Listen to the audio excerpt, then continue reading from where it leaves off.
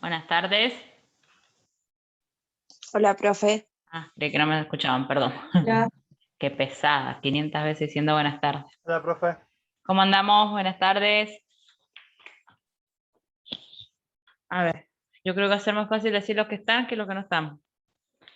Está Pitón. Está Fernández. Roberts. Pastrán. Kairos.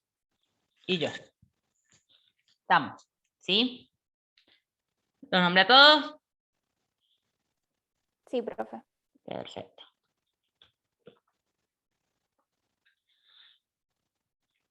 Habíamos quedado en la administración de los recursos, ¿verdad? Habíamos hablado cómo era la administración de los recursos, quiénes eran los encargados de gestionarlos, cómo se gestionaban, ¿se acuerdan de todo esto?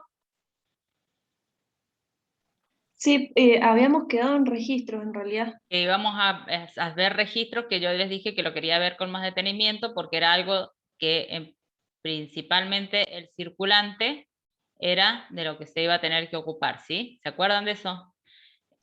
Sí, sí. ¿Qué era? En esta hoja que íbamos a anotar. El material que usábamos.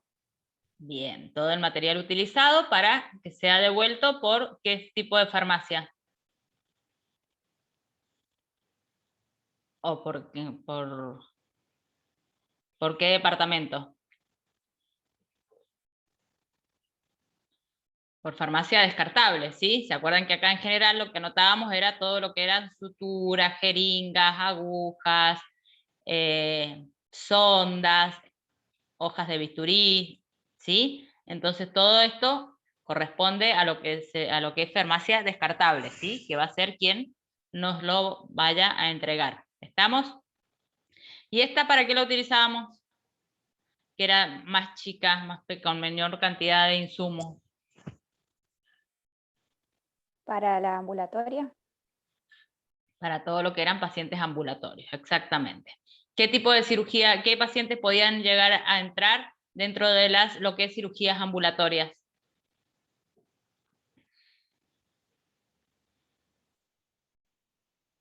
Uña encarnada, Perfecto. ¿Y en cirugías? lipoma. ¿Cómo? Perdón. ¿Lipoma puede ser también ambulatoria? Sí, un lipoma es ambulatorio. Perfecto. ¿Y en todo lo que es cirugías mayores?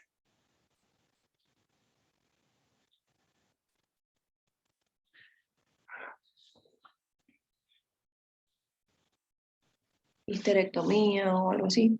Bien. Y si yo les nombro, por ejemplo, una hernia, ¿es una cirugía que puede ser de internación diaria o tiene que tener días de internación, una internación más prolongada? Diaria. Diaria. Diario. Porque son pacientes que ingresan en el día, se les realiza la cirugía y a la casa si andamos bien, ¿sí? ¿Cuáles eran los pacientes que nosotros podíamos considerar como pacientes de hospital de un día o internación por día? ¿Qué características debían tener esos pacientes? ¿O qué características les parece que tienen que tener ese tipo de pacientes?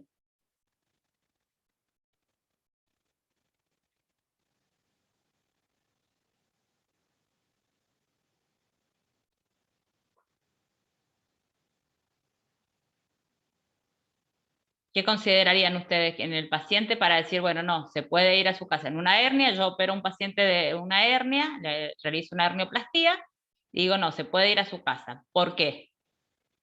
¿Qué requisitos debería cumplir ese paciente para poder irse a su casa a la noche o a la tarde, cuando irse alta?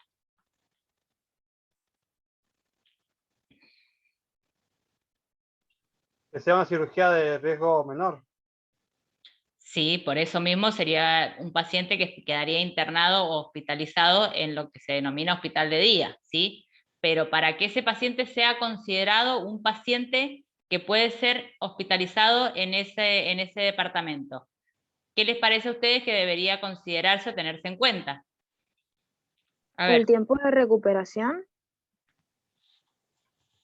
la recuperación de la anestesia, ¿me decís vos? claro, sí, Exacto. que la recuperación de la anestesia sea rápido, o sea, ¿por qué? Porque estos pacientes generalmente van con una anestesia raquídea o epidural, ¿sí? Esa sería una de las razones. ¿Qué otras tendríamos? ¿O creen ustedes que podrían llegar a ser?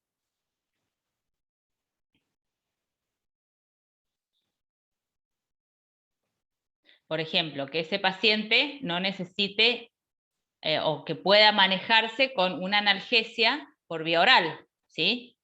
Si el paciente no puede manejarse con una analgesia por vía oral, no puede volver a su domicilio.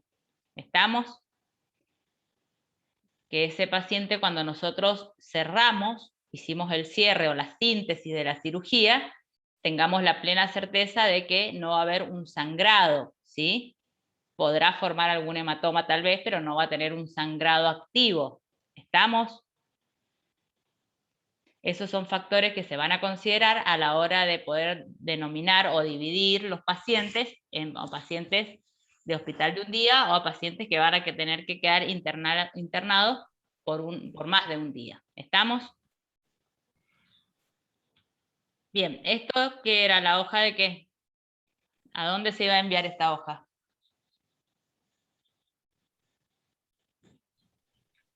A esterilización.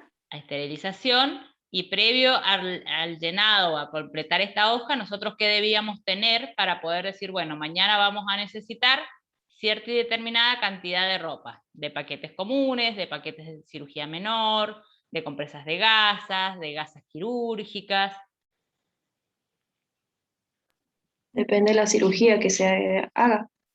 Bien, y las cirugías nosotros las íbamos a tener plasmadas en un papel que se denominaba como... En el diagrama. Bien, parte quirúrgico, ¿sí? En el parte quirúrgico del día, que generalmente llega a partir de, supónganse, nosotros que trabajamos hasta las 3 de la tarde, en los mejores casos, cuando no nos quedamos recargados, pero normalmente llega a las 2 de la tarde. Entonces nosotros ya sabemos qué cirugías tendríamos al día siguiente, y de acuerdo a eso se haría este pedido de ropas para que esterilización pueda suministrarnos todo lo necesario. ¿Está? En esta hoja, ¿qué iba a ir?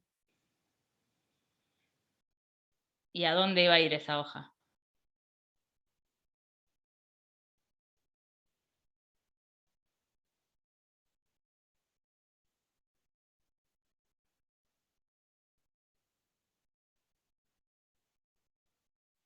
No, profe, no lo recuerdo. Acá íbamos a ir a mandar, a anotar todo lo que iba a ser el material que se enviaba suelto, ¿sí? No cajas específicamente, sino el material que va suelto. Ustedes, cuando empiecen a ir a los quirófanos, van a ver que hay materiales que vienen en pouch, ¿sí? Que es un tipo de cierre que se realiza en esterilización.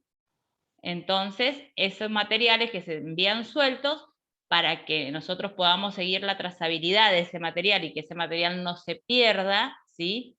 No porque se pierda que alguien se lo robe, sino porque pasa que cuando tenés muchos quirófanos, puedes en esterilización equivocarse y decir, este frasco se lo mandamos a, qué sé yo, al primer piso, y era del tercero, ¿sí?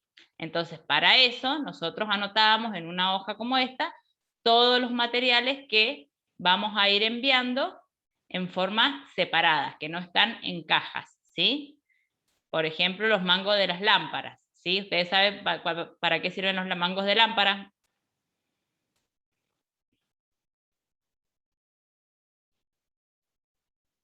¿Saben cuáles son los mangos de lámpara? Los que se ponen en las lámparas de techo. Exactamente. ¿Cómo se llaman esas lámparas de techo? Ay, profe, no me acuerdo. ¡Ay, qué feo! ¡Qué feo! Cialíticas, ¿sí? Ah, es verdad, sí. Bien, entonces, esos mangos, por ejemplo, van esterilizados en forma independiente. Entonces, si nosotros utilizamos, supónganse en este caso, utilizaron 2 mangos de lámpara, se anotan y se envían, y en esterilización le ponen como que lo han recibido, ¿sí? Por ejemplo, un portacastro viejo. ¿Para qué serviría un portacastro viejo? ¿Para qué tipo de cirugías lo podríamos llegar a utilizar?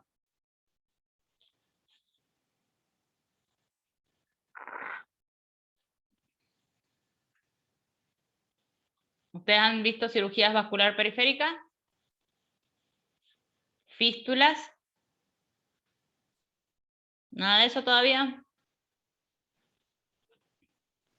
En realidad sí, pero no me acuerdo. Ah, ah.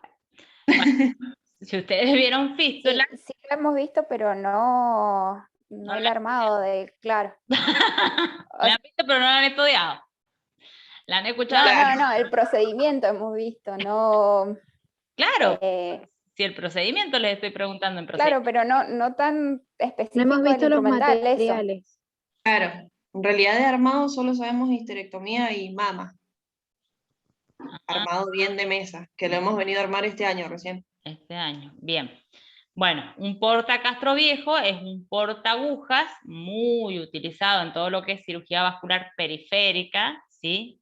Es decir, para todo lo que es arterias y venas superficiales, y que se utilizan para poder tomar esas agujas pequeñísimas que vienen en las suturas de prolene, ¿sí? ¿Para qué sirven las suturas de prolene o polipropileno? No sé cómo se las habrán enseñado a ustedes.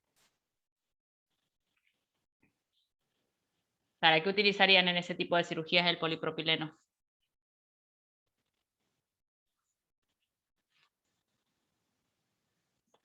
Para la sutura de venas o arterias. Para los vasos, claro. Exactamente, para cualquier tipo de vaso vamos a utilizar el polipropileno, ¿sí? Cuando los vasos son superficiales, que la sutura es muy finita, estamos hablando de un 6 ceros, 7 ceros, que vienen con aguja doble, ustedes lo han visto, esos hilos, esas suturas. No, profe. Ay, No, ese nombre no. bueno.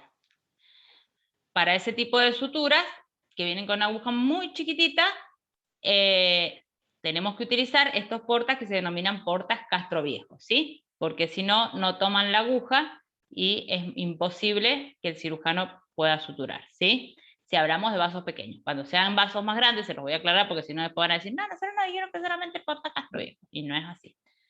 Si vamos a suturar una arteria mayor, más importante, una arteria aorta, por ejemplo, una femoral, una ilíaca, que son vasos de mayor calibre, entonces no va a hacer falta este porta Castro Viejo. ¿Por qué? Porque la sutura va a tener que ser más gruesa, ¿sí? No es la misma sutura la que vamos a utilizar para un vaso pequeño, para una radial o una cubital, que para una ilíaca o una femoral. ¿Está? ¿Sí? Sí, profe. Bueno, cuando lo estudien me avisan. Bueno, y así todo lo que vamos a ir utilizando en forma particular lo vamos a ir mandando nosotros a esterilización, ¿sí? Y lo vamos a anotar acá para poder seguir la trazabilidad y de saber que ellos lo recibieron y que ellos nos lo van a devolver, ¿sí? Si no llegara a venir en el pedido del día siguiente, podemos nosotros reclamarlo. ¿Está? Bien, ¿estos qué eran? ¿Estas hojas para qué eran?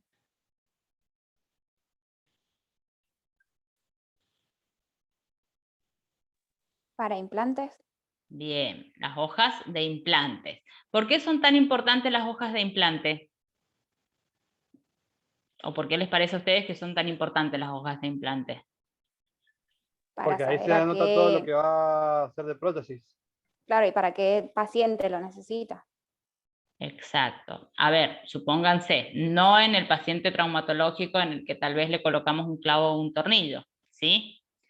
Pero sí, por ejemplo, si hay un paciente que se le hizo un recambio valvular, ¿sí? Y en general cuando uno hace recambios valvulares a los 10 años, dependiendo del tipo de válvula, si es una válvula biológica, a los 6 años aproximadamente, y si es una válvula no biológica, a los 10, pueden llegar a necesitarse que esa válvula se recambie. Entonces es necesario saber qué tipo de válvulas, por ejemplo, ha tenido ese paciente, de qué marca era, ¿sí?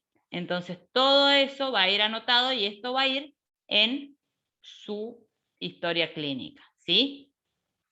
Una de las causas es esa, y la otra causa por la cual también siempre es importante esté llenado completo es porque la ortopedia o la farmacia que le suministre este material a la institución va a poder cobrarlo, ¿sí? Diciendo, bueno, che, nosotros nos colocamos una placa y 4 tornillos. ¿Y dónde está eso? A ver, porque si no, yo no te lo voy a pagar. ¿Está?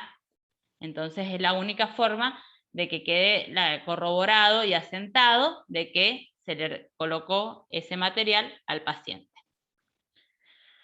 Bien, esta era como quedaba la hoja de implante. Bien, y yo lo que me interesaba era que viéramos lo que eran registros de servicio, ¿sí? Los registros del servicio, ¿quién les parece que mayormente los va a... Dura. Listo, Ailén, ya te vi. No te preocupes. ¿Quién les parece a ustedes que van a ser los encargados del manejo de todos estos registros mayormente? El jefe del quirófano. No, El El circulante. circulante. el circulante, ¿sí? La mayor cantidad de papeles en cuanto a registros se trate, los va a tener que llevar adelante, completar y dejar todo perfectamente registrado, va a ser el circulante, ¿sí? El jefe de quirófano, en general, no se ocupa de estos registros, ¿sí? Puede ir y corroborar que nosotros hayamos llenado bien los papeles, de que todo esté en condiciones para que después la devolución del material sea la que corresponde y no tengamos falta de material, pero en general no se ocupa del llenado de todos estos papeles. Ah, claro, yo pensé que era el registro de servicio de todo la sala de quirófano. No, no me acordaba que era solo el papel de la cirugía. Ah, bien. No, no, es todo lo que es registros quirúrgicos, ¿sí? De las Ok. cirugías que se van realizando. Bien. ¿Cuáles son algunos de los registros que a ustedes les parece que vamos a, o papeles, o cuadernos, o hojas que tengamos que llenar, más allá de las que hemos visto, como son las hojas de implante, las hojas de insumo, las recetas que dijimos que hacíamos, ¿se acuerdan? ¿Para qué materiales realizábamos recetas nosotros?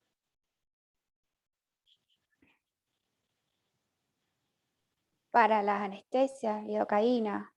Bien, para la lidocaína, para todo lo que sea farmacia propiamente dicha, lidocaína, heparina, que era algo que nosotros, una solución que utilizamos bastante, ¿sí? Y bupivacaína, creo que era la otra. ¿Cómo? Perdón. Bupivacaína, ¿no era la otra? Bupivacaína, Ujú. en general se utiliza la bupivacaína, pero nosotros la utilizamos un poco menos porque es mucho más tóxica, si bien es mejor, el efecto es más duradero y tiene un efecto más rápido que la lidocaína, es más tóxica para el paciente. Entonces, si no sabemos, no nosotros, porque obviamente nosotros lo único que vamos a hacer es hacerle caso al médico, y si él nos dice cargar 10 de bupi, vamos a cargar 10 de bupi, pero si el médico no sabe manejar muy bien ese rango de dosis que puede llegar a necesitar el paciente, puede llegar a ser tóxica para el paciente, ¿sí? Entonces, en general, se utiliza la lidocaína.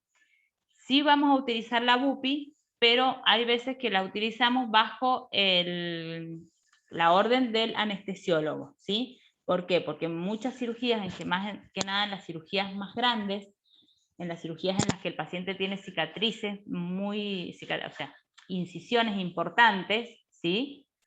Que generalmente después son muy dolorosas, lo que se suele hacer es, cuando estamos generalmente en aponeurosis, es infiltrar la aponeurosis para que de esa manera la analgesia al paciente le dure mayor cantidad de tiempo, ¿sí?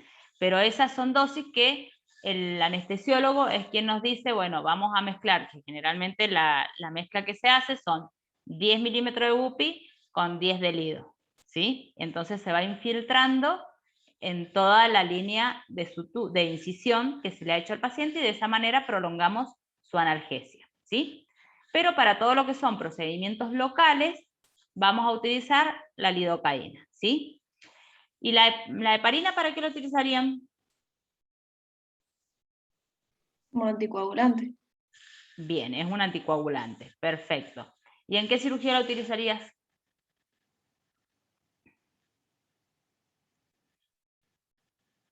Alguna que se pierda mucha sangre. Y no justamente.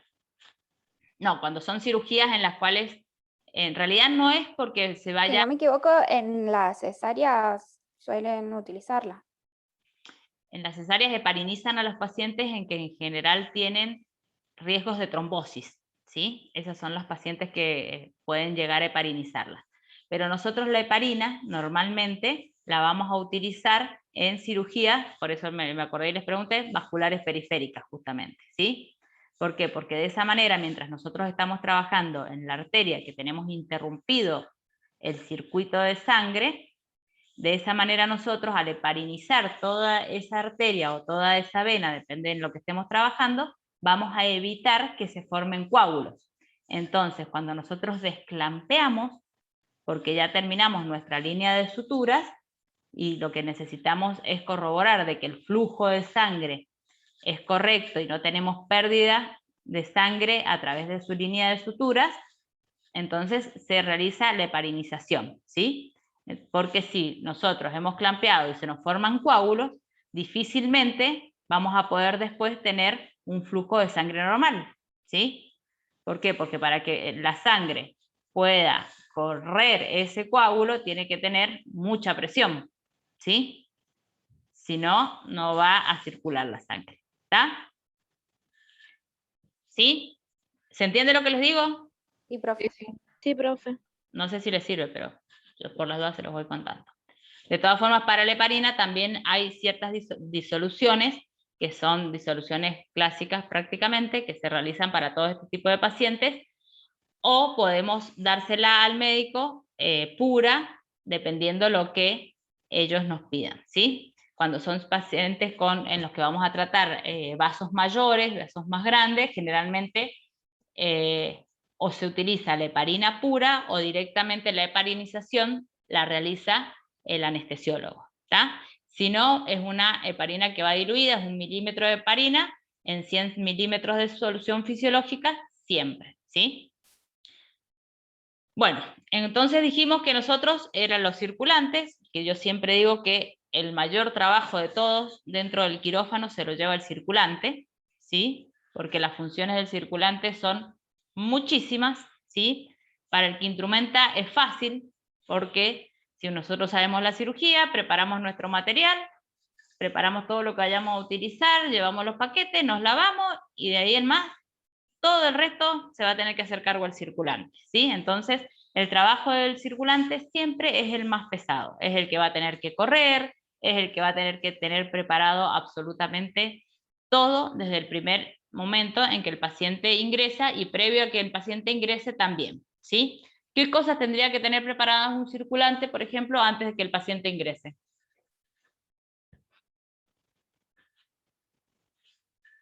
Suponete, Mauricio, que vos sos circulante hoy y yo te digo, vamos a realizar una histerectomía vaginal, ¿sí? En nuestra sala.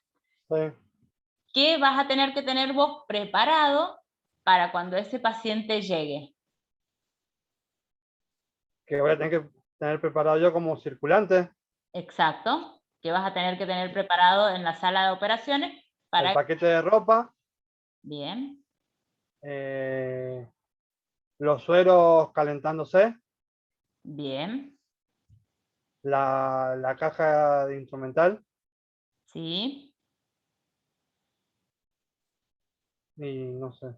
Eso es lo que pienso que puedo tener ahora en este momento. Puede Las ser pierneras. también instrumental de repuesto.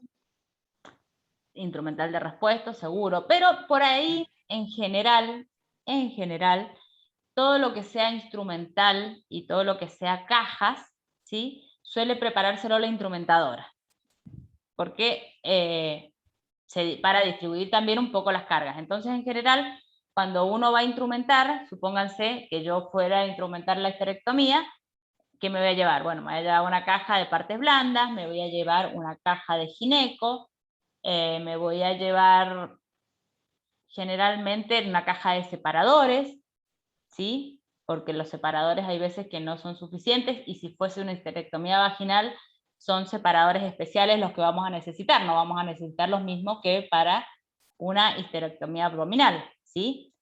Entonces una caja de separadores o una caja de valvas, ¿está? Pero en general eso lo sabe llevar más que nada y preparar la instrumentadora. El circulante se va a tener que ocupar de otro montón de cosas, que es, por ejemplo, corroborar de que las luces cialíticas funcionen, corroborar que la aspiración funcione, ¿sí? Y más cuando van a ser pacientes en los que vamos a tener un sangrado bastante activo, ¿sí? Como es una histerectomía. Va a tener que corroborar que el electro funcione, ¿sí? Va a tener que tener todo preparado para poder realizar las modificaciones necesarias en nuestra mesa de operaciones, ¿sí? Porque vamos a tener que realizarle modificaciones y además agregarles ciertos accesorios, ¿sí? Como son las pierneras, en el caso de este tipo de pacientes. Si ya vamos a tener que realizar la colocación o la preparación de un paciente para posicionarlo en forma, supónganse, lateralizada, bueno, ya entonces el circulante va a tener que encargarse de otro montón de accesorios, porque ya no van a ser solo las pierneras, ¿sí? Las almohadillas. Por ejemplo, va a tener que tener una almohada para colocarle entre las piernas, va a tener que tener almohadillas para colocarles y que los talones no estén comprimiéndose entre sí. Vamos a tener que tener preparados soportes laterales, ¿sí? Entonces, el circulante, por eso yo siempre les digo, es el que más va a trabajar, porque es el que tiene que tener, previo a que al ingreso del paciente, todo esto preparado, ¿sí? Porque si no, imagínense que ustedes están ingresando al paciente, la instrumentadora se está lavando, ustedes tienen que ayudar al posicionamiento del paciente, y que si no tienen todos estos artefactos o estos accesorios, tienen que salir corriendo a buscarlos. La instrumentadora ustedes tienen que atarle y pasarle todos los materiales necesarios: compresas, gasas, sutura, jeringa, y todo lo que vaya a necesitar, abrirle las cajas, ¿estamos? Entonces, por eso siempre el circulante va a tener que tener siempre preparado todo lo necesario dentro de la sala de operaciones, funcionando en forma correcta, ¿sí? Y más allá de todo esto, una vez que la cirugía alargó, que ya ayudó a que se vistiera el cirujano, los ayudantes, que le pasó toda la instrumentadora. Oh, ya se me terminó la clase, no te lo puedo creer. Y yo no he hecho nada. Que van a tener que tener todo preparado para la instrumentadora, que ya prepararon, le pasaron toda la instrumentadora, que le ayudaron a la instrumentadora a ubicarse, que tuvieron que conectar el lápiz del electro, que tuvieron que conectar la goma de aspiración, que tuvieron que ayudarla a posicionar a la instrumentadora, ¿sí? Porque nosotros vamos a ayudarle cuando tenga que correr la mesa, ya sea si tiene una o dos mesas armadas. ¿Cuáles son las dos mesas que podemos llegar a tener que tener armadas?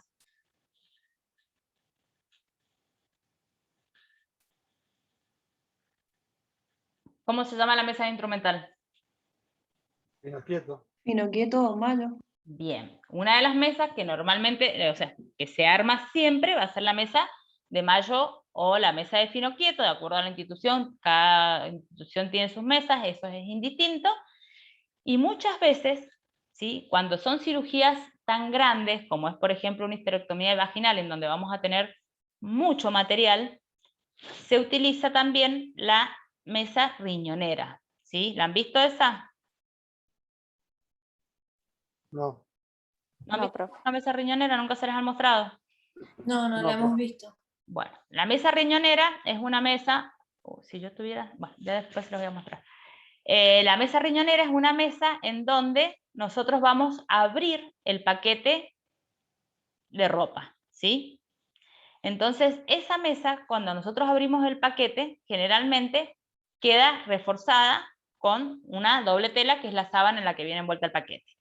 Cuando nosotros tenemos mucho instrumental y no nos va a entrar todo ese instrumental en la mesa de instrumentación, entonces utilizamos esa mesa accesoria, ¿sí?, para poder ir teniendo el material que vayamos a necesitar más tarde o que ya utilizamos y no lo vamos a necesitar ahora, ¿sí? Por ejemplo, nosotros en una cirugía podemos necesitar en un principio muchas pinzas halter, las pinzas de disección con dientes, el mango de bisturí, separadores de Farabeuf o de fino quieto, ¿sí?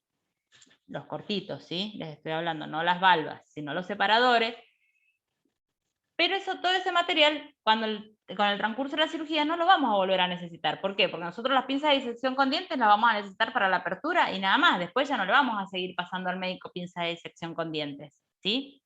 Y capaz que con el transcurso de la cirugía, si es una cirugía en la que vamos a trabajar órganos que se encuentran a mayor profundidad, vamos a necesitar instrumental mucho más largo. Entonces, si nosotros tenemos todo el instrumental con el que empezamos, más que le agregamos las Bertola, le agregamos las Pester, le agregamos la Gregoire, le agregamos las doble utilidad, que pueden ser cortas o largas, y le agregamos las valvas, las Diver, el separador de fino, tenemos una montaña en nuestra mesa de instrumentación que es imposible manejarla. Entonces, para eso se tiene esa mesa accesoria en la cual nosotros podemos ir dejando el material que ya ocupamos o dejar el material que vayamos a ocupar.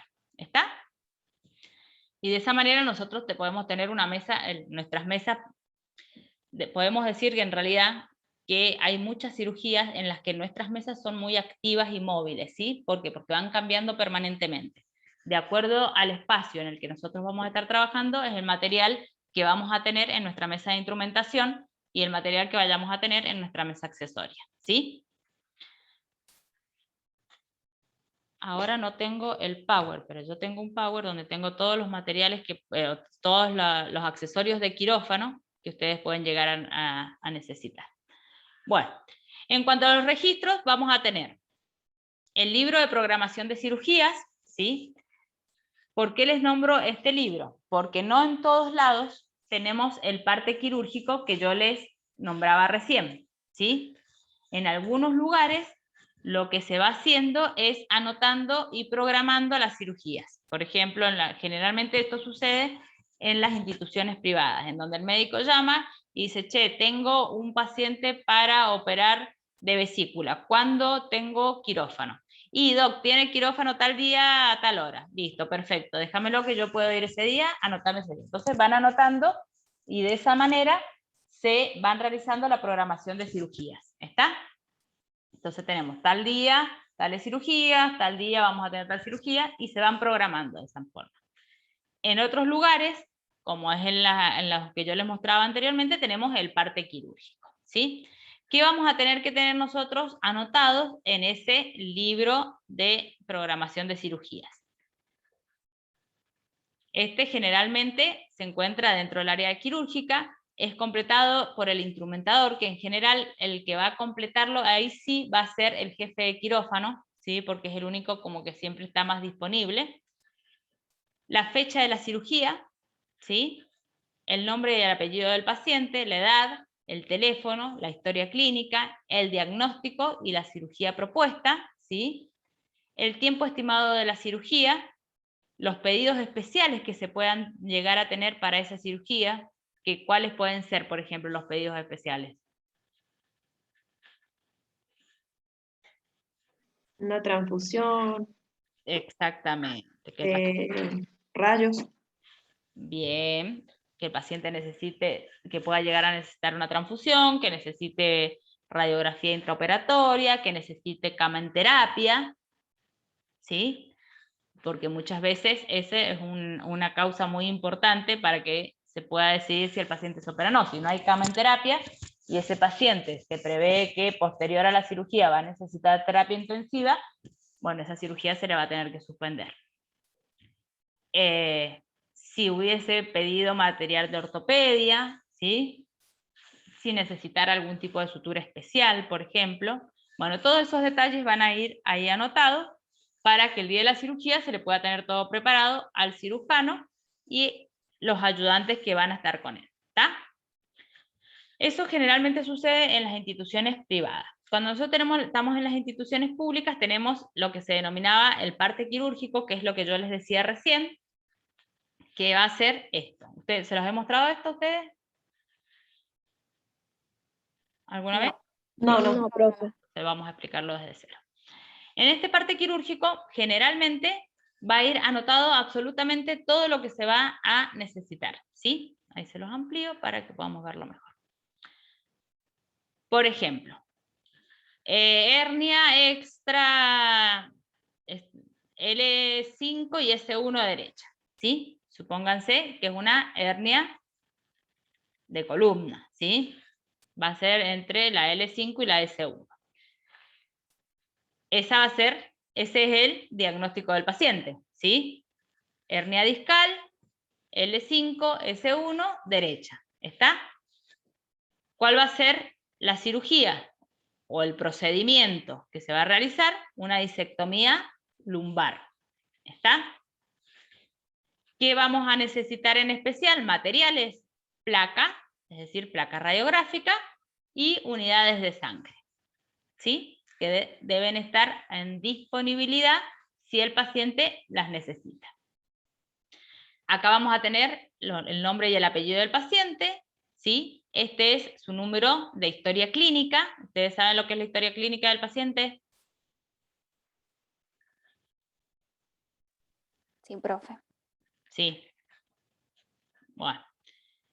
Todo lo que es la historia clínica, cada paciente, el número de historia clínica de cada paciente es único para cada paciente, ¿sí? Así como el DNI es único para cada persona dentro de la institución de sanidad, cada historia clínica es única para cada paciente, ¿sí? Entonces, si yo dentro de 20 años voy a hacerme atender de nuevo a la misma institución, yo digo mi nombre y ellos Está van a registrada. cuál es el número de mi historia clínica para poder ubicarla, esa historia clínica, y saber qué antecedentes tengo yo, bla, bla, bla, y de ahí en más seguir completándola, ¿sí?